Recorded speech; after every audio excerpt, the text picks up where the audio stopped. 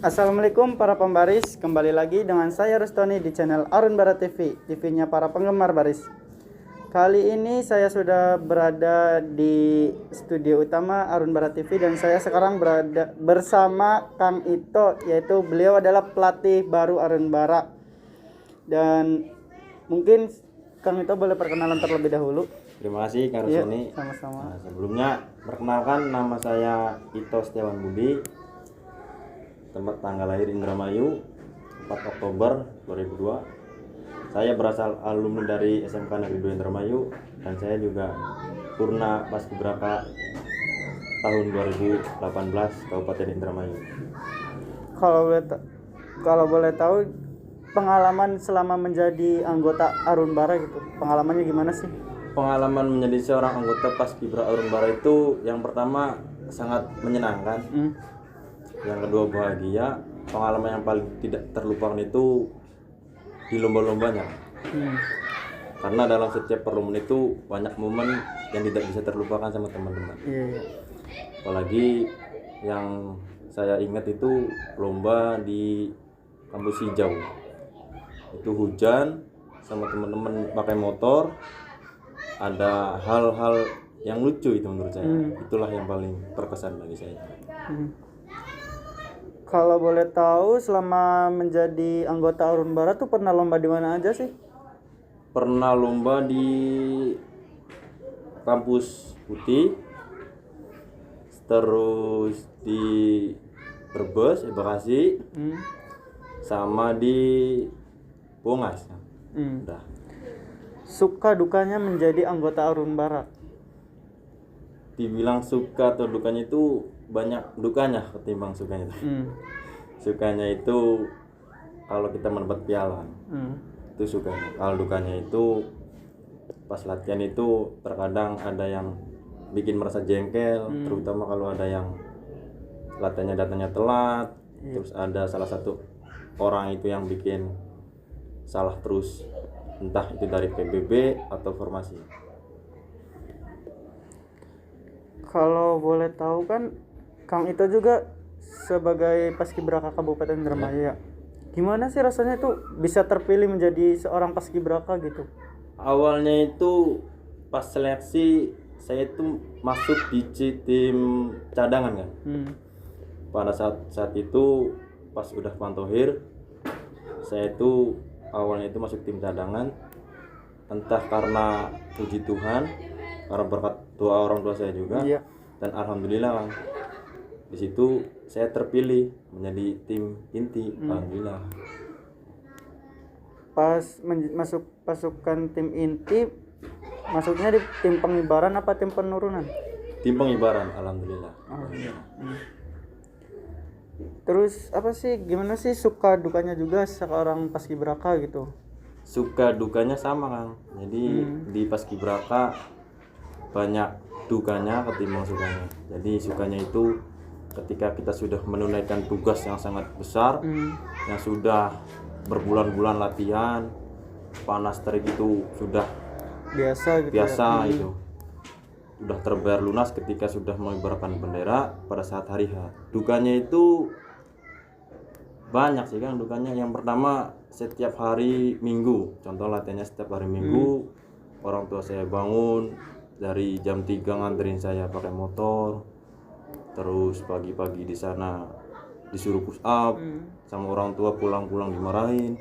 Saya sempet sih Kang jadi anggota Paskibraka tuh pernah sempet nggak dibolehin sama orang tua, nggak diizinin, disuruh berhenti, sampai dimarah-marahin. Terus alhamdulillah saya membuktikan dengan semangat saya bahwa saya bisa, dan alhamdulillah sampai pas pengukuhan pun orang tua menangis.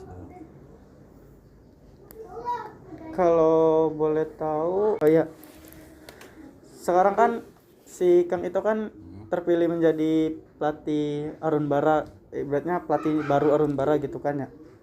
Rencana buat kedepannya buat bikin Arun Bara maju itu gimana sih caranya gitu? Apa rencananya gitu? Rencana buat ke depan Arun Bara, buat Arun Bara tersendiri, saya masih memikirkan karena saya belum bisa menentukan kan. Karena saat pandemi sekarang saya belum bisa melihat karakter anak seperti apa, kondisi lapangan seperti apa. Kalau buat kinerja saya pasti ingin Arun Barat juara. Karena sebagai seorang pelatih pun, kalau motonya seorang pelatih pasti inginnya juara. Kang Ito sendiri taunya kalau Kang Ito diangkat jadi pelatih itu dikasih tahu sama siapa sih? Pas pertama kali saya ditunjuk sebagai pelatih Arun Barat itu ditelepon sama Kang Samsudin. Jadi pagi hari itu habis sholat zuhur kalau nggak salah, saya ditelepon sama Kang Samsudin, ditelepon. Kang Ito mau nggak jadi pelatih Arun Barat? Di saat itu saya punya pikiran antara yakin atau nggak yakin. Iya. Karena Arun Barat itu bukan seorang paskibra yang baru kemarin sore lahir. Iya. Arun Barat itu namanya sudah besar, dan saya juga baru lulus dari sekolah langsung ditunjuk sebagai pelatih. Dan saya punya prinsip, gimana pun caranya saya pasti bisa.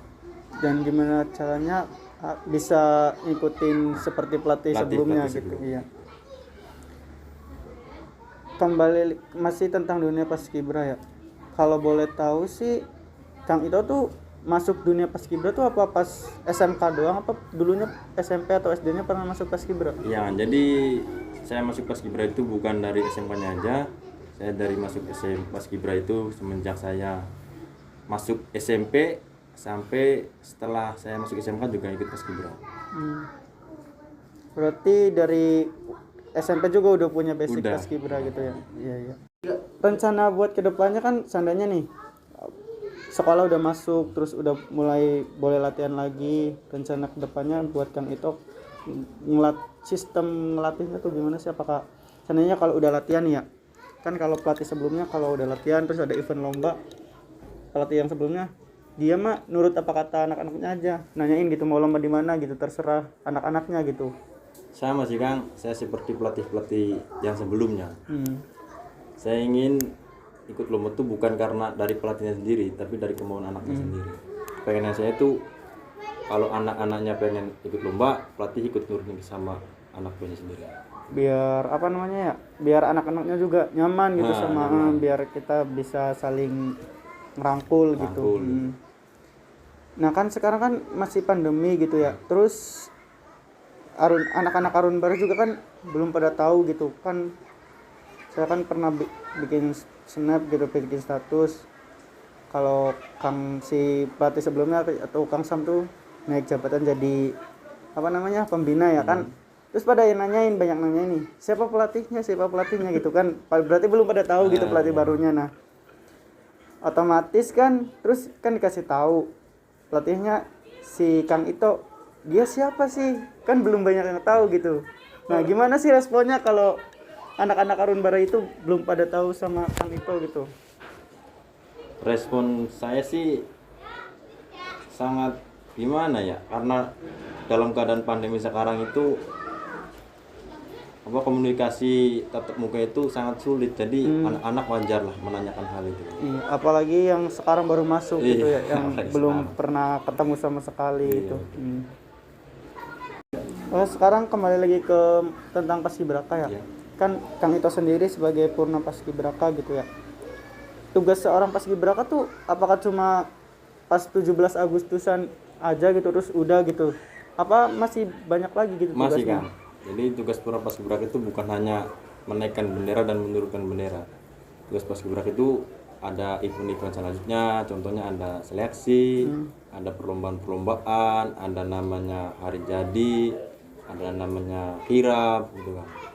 Nah kan kemarin kan tahun 2020 kan nggak ada seleksi Paskibraka gitu ya.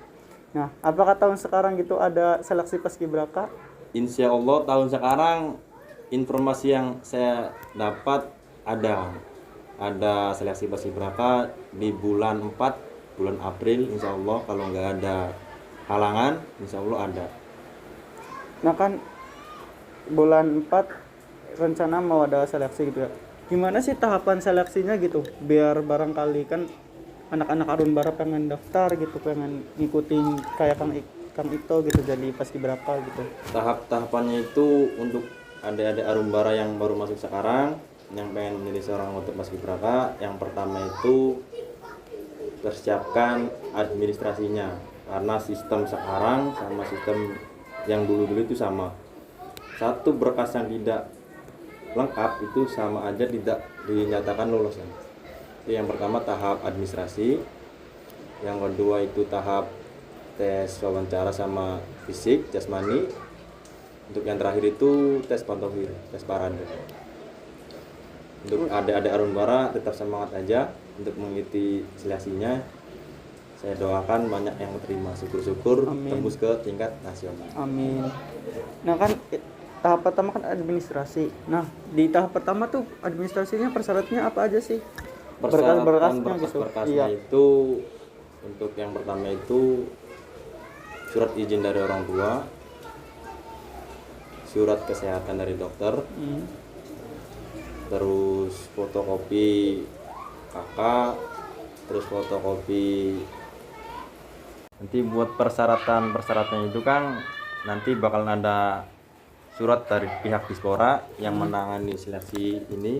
Nanti dari pihak Dispora turunkan ke Purna Paskibraka, ke ketua, dari ketua langsung disebarkan ke seluruh pelosok Indramayu. Oh gitu ya, semoga aja sih tahun sekarang bisa ada seleksi lagi. Semoga aja wabah ini cepat berlalu gitu. Makanya jangan lupa pakai masker terus kalau keluar rumah, ataupun dan selalu jaga jarak dan mencuci tangan juga jangan lupa.